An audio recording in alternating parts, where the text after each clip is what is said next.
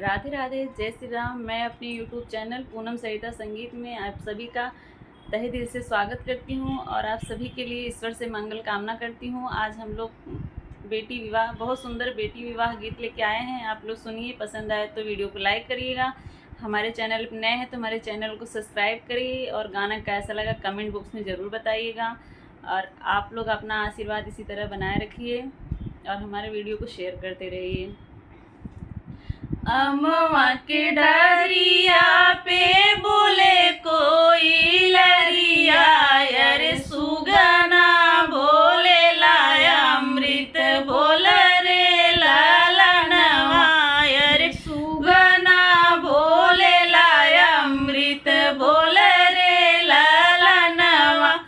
बर खोजै निकले हैं बेटी के बाबा, अरे बेटी ढेवड़िया धैले ठाढ़ रे लालनवा, अरे बेटी ढेवड़िया धैले ठाढ़ रे लालनवा।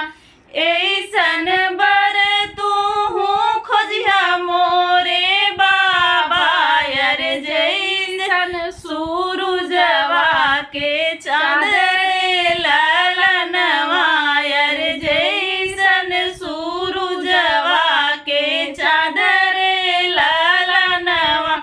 खोजत खोजत पोती हम थाकी गईले, अरे वैसन बर खोजै तो हर पापा रे लालनवा, अरे वैसन बर खोजै तो हर पापा रे लालनवा।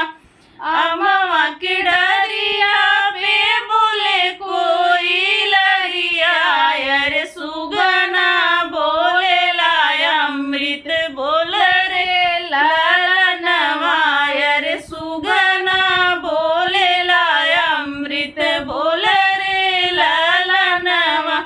बर खोज निकले हैं बेटी के पापा, अरे बेटी ढेवड़िया धैले ठाढ़ रे लालनवा, अरे बेटी ढेवड़िया धैले ठाढ़ रे लालनवा। ऐसन बर तूहू खोजिया मोरे बापा, अरे जैसन सूरजवा के चाँद रे लालनवा, अरे जैसन सूरजवा के चाँद रे लालनवा। खोजत खोजत बेटी हम थकी गईले, अरे वैसन बर खोजै तो हर चाचा रे लालनवा, अरे वैसन बर खोजै तो हर चाचा रे लालनवा। अमवा के डरिया पे बोले कोई लरिया, अरे सुगना बोले लाया अमृत बोल रे लालनवा, अरे सुगना बोले लाया अमृत बोल रे लालनवा। बर खोजै निकले हैं बेटी के चाचा, अरे बेटी ढेवड़िया धैले ठाढ़ रे लालनवा, अरे बेटी ढेवड़िया धैले ठाढ़ रे लालनवा।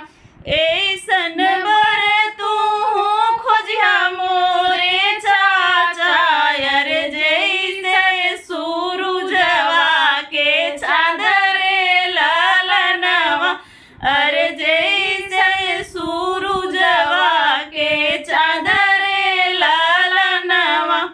खोजत खोजत बेटी हम थकी गईले, अरे वैसन बर खोजै तो हर भैया रे लालनवा, अरे वैसन बर खोजै तो हर भैया रे लालनवा।